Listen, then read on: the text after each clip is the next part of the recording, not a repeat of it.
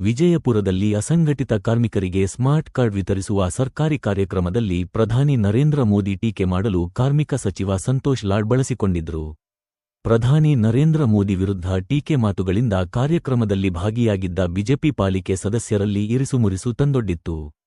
ಹೌದು, ಕಾರ್ಮಿಕ ಇಲಾಖೆ, ಕಾರ್ಮಿಕ ಮಂಡಳಿ, ಜಿಲ್ಲಾಡಳಿತ, ಜಿಲ್ಲಾ ಪಂಚಾಯತ್ ಸಹಯೋಗದಲ್ಲಿ ವಿಜಯಪುರ ನಗರದ ಕಂದಗಲ್ ಹನುಮಂತರಾಯ ರಂಗಮಂದಿರದಲ್ಲಿ ಅಸಂಘಟಿತ ಕಾರ್ಮಿಕರಿಗೆ ಸ್ಮಾರ್ಟ್ ಕಾರ್ಡ್ ವಿತರಿಸುವ ಕಾರ್ಯಕ್ರಮ ಆಯೋಜಿಸಲಾಗಿತ್ತು.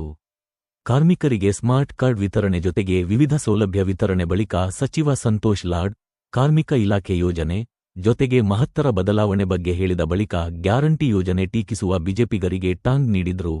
ವರ್ಷಕ್ಕೆ 60,000 ಕೋಟಿ ಹಣ ಗ್ಯಾರಂಟಿ ಯೋಜನೆಗೆ ಬಳಸುತ್ತಿದ್ದು 5 ವರ್ಷಕ್ಕೆ 3 ಲಕ್ಷ ಕೋಟಿ ಗ್ಯಾರಂಟಿ ಯೋಜನೆಗೆ ಖರ್ಚು ಮಾಡ್ತಿರೋ ಸರ್ಕಾರ ದೇಶದಲ್ಲಿ ಯಾವುದಾದರೂ ಇದ್ರೆ ಅದು ಕರ್ನಾಟಕದ ಕಾಂಗ್ರೆಸ್ ಸರ್ಕಾರವೆಂದರು.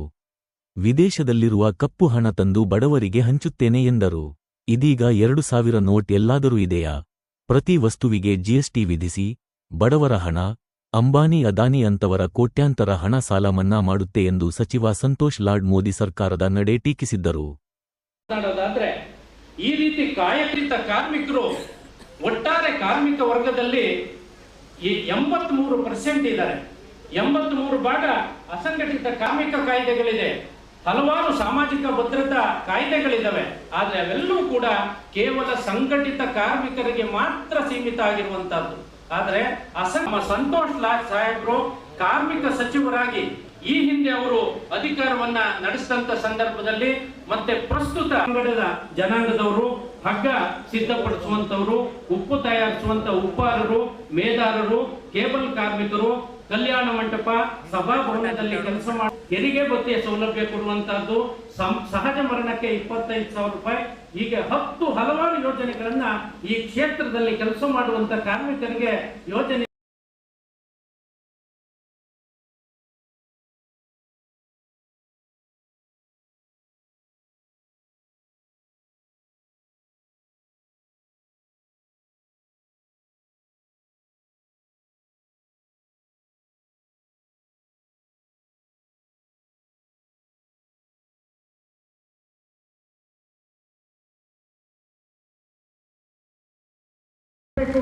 ನಮ್ಮ ಮಾನ್ಯ ಸಚಿವರಿಗೆ ಹಾಗೂ ಅತಿಥಿಗಳಿಗೆ.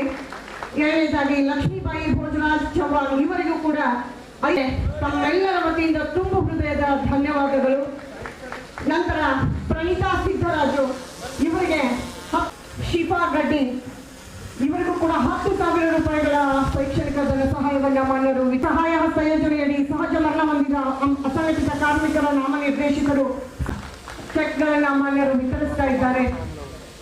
ಧನ್ಯವಾದಗಳು ಮಾನ್ಯರಿಗೆ. ಇದೀಗ ಇವರಿಗೂ ಕೂಡ ಮಾನ್ಯರಿಂದ ಸಾಂಕೇತಿಕವಾಗಿ ಸ್ಮಾರ್ಟ್ ಕಾರ್ಡ್ ವಿತರಣೆ. ಬಂಡೇಕಾರ್ ಗೃಹ ಕಾರ್ಮಿಕರು ವಿಜಯಪುರ, ಸಿದ್ದು ಹರ್ಪದ್ ಬೀದಿ ಬದಿ, ಕಾಶಿರಾಯ್ ಹುಕ್ಲಿ ಹಮಾಲರು ವಿಜಯಪುರ, ಪರಶುರಾಮ್ ಶಿವಾಜಿ ಹೊರಕಟ್ಟಿ, ಭಾಗೇಶ್ ನಾಮಿ ಕ್ಷೌರಿಕ ಸಿಂದಗಿ ತಾಲೂಕಿನಿಂದ, ಭಗವಂತ್ ಗುರ್ನಿಂಗಪ್ಪ ಆಮನೆ ಅಲೆಮಾರಿ ಸಮುದಾಯದವರು ಸಿಂದಗಿ. ಜೋರಾದ ಚಪ್ಪಾಳೆ ಮೂಲಕ ಧನ್ಯವಾದಗಳನ್ನ ಮಾನ್ಯ ಸಚಿವರಾದಿಯಾಗಿ ವೇದಿಕೆ ಮೇಲೆ ಉಪಸ್ಥಿತರಿರುವಂತಹ ಎಲ್ಲ ಗಣ್ಯರಿಗೂ ಕೂಡ ಧನ್ಯವಾದಗಳನ್ನ ಅರ್ಪಿಸೋಣ. ಧನ್ಯವಾದಗಳು ಮಾನ್ಯ ಸಚಿವರಿಗೆ. ಹಾಗೆಯೇ ಈ ಸ್ಮಾರ್ಟ್ ಕಾರ್ಡ್ ಅನ್ನು ಸ್ವೀಕರಿಸಿದಂತಹ ನಮ್ಮ ಎಲ್ಲ ಅಸಂಘಟಿತ ಕಾರ್ಮಿಕರಿಗೂ ಕೂಡ ತುಂಬ ಹೃದಯದ ಧನ್ಯವಾದಗಳು. ನಿಮಗಾಗಿ, ನಿಮ್ಮೆಲ್ಲರಿಗಾಗಿ ಇಂದು ಅತ್ಯಂತ ಸರಳ ಸಜ್ಜನಿಕೆಯ ವ್ಯಕ್ತಿತ್ವದೊಂದಿಗೆ ಸಾಕಷ್ಟು ಯೋಜನೆಗಳನ್ನ ತಂದಂತಹ ಕಾರ್ಯಕ್ರಮದ ಘನ ಉಪಸ್ಥಿತಿಯನ್ನ ವಹಿಸಿರುವಂತಹ ಮಾನ್ಯ ಎಂಪಿ ಪಾಟೀಲ್ ಸಾಹೇಬರಿಗೆ ಈ ಒಂದು ವೇದಿಕೆ ವತಿಯಿಂದ ತುಂಬ ಹೃದಯದ ಅಭಿನಂದನೆಗಳು. ಹಾಗೆಯೇ ಶಿವಾನಂದ್ ಎಸ್ ಪಾಟೀಲ್ ಕೊಡ್ತಾ ಇದ್ದೀವಿ. ಆ ಕಾರಣಕ್ಕಾಗಿ ಇವತ್ತು ಬಂಧುಗಳೇ ನಾವೆಲ್ಲ ಇಲ್ಲಿ ಸೇರಿದ್ದೇವೆ. ವಿಶೇಷವಾಗಿ ಅಸಂಘಟಿತ ಕಾರ್ಮಿಕರನ್ನು ನಾವು ಏನು ಹೇಳ್ತೀವಿ, ಅವರಿಗೆ ಒಂದು ನೂತನವಾದಂತಹ ಕಾರ್ಯಕ್ರಮಗಳ ಕೊಡೋದ್ರ ಮುಖಾಂತರ ಇವತ್ತು ನಾವೆಲ್ಲ ಇಲ್ಲಿ ಸೇರಿದ್ದೇವೆ. ನಿಮಗೆ ನಮ್ಮ ಇಲಾಖೆಯವರು ಪಾಂಪ್ಲೆಟ್ಗಳನ್ನ ಕೊಟ್ಟಿದ್ದಾರೆ, ಸಂಪೂರ್ಣ ಮಾಹಿತಿ ಕೂಡ ತಮಗೆ ಕೊಟ್ಟಿದ್ದಾರೆ. ಈ 91 ಸೆಕ್ಟರ್ಗಳು, ಸಣ್ಣ ಸಣ್ಣ ಸಮಾಜದ ಜನರು ಸಣ್ಣ ಸಣ್ಣ ವೃತ್ತಿ ಮಾಡಿ ಬದುಕ್ತಕ್ಕಂಥ ಜನರಿಗೆ ಯಾವುದೇ ರೀತಿಯಾದಂತಹ ಸೋಷಿಯಲ್ ಸೆಕ್ಯೂರಿಟಿ ಇಲ್ಲ. ಅದನ್ನ ನಾವಿವತ್ತು ಗುರುತಿಸ್ಬಿಟ್ಟು ಸುಮಾರು 91 ಸೆಕ್ಟರ್ಗಳ ಸಣ್ಣ ಸಣ್ಣ ಗುಂಪಿನ ಸಮಾಜದ ಎಲ್ಲ ಜನರಿಗೆ ಇಲ್ಲಿ ಕರೆಸ್ಬಿಟ್ಟು ನಾವು ಸ್ಮಾರ್ಟ್ ಕಾರ್ಡ್ ಕೊಡತಕ್ಕಂಥ ಪ್ರಾರಂಭವನ್ನು ಮಾಡಿದ್ದೀವಿ. ಆದ್ರೆ ಇವತ್ತು ಅದಕ್ಕೇನು ಬಹಳ ದೊಡ್ಡ ದುಡ್ಡಿಲ್ಲ. ಏನೇನಾದ್ರೆ 1 ಲಕ್ಷ ರೂಪಾಯಿ ಕೊಡ್ತಕ್ಕಂಥದ್ದು ಅಥವಾ ಅವರಿಗೆ ಮೆಡಿಕಲ್ ರಿಯಂಬರ್ಸ್ಮೆಂಟ್ ಕೊಡ್ತಕ್ಕಂಥದ್ದು ಇದು ಪ್ರಾರಂಭಿಕವಾಗಿ ಆಗಿರ್ತಕ್ಕಂಥ ಸ್ಕೀಮು. ಆದ್ರೆ ಮರೆಯಕ್ಕೆ ಹೋಗ್ಬೇಡಿ, ಇವತ್ತು ನಾನು ನಿಮಗೆ ಮಾತನ್ನು ಕೊಡ್ತಾ ಇದ್ದೇನೆ. ಸನ್ಮಾನ್ಯ ಮುಖ್ಯಮಂತ್ರಿ ಅವರಿಗೆ ಈ ಎಲ್ಲ ಅಸಂಘಟಿತ ಕಾರ್ಮಿಕರಿಗೆ ಇಡೀ ಕರ್ನಾಟಕ ರಾಜ್ಯದಲ್ಲಿ ಸುಮಾರು 85% ಜನರು ಅಸಂಘಟಿತ ಕಾರ್ಮಿಕರಿದ್ದಾರೆ.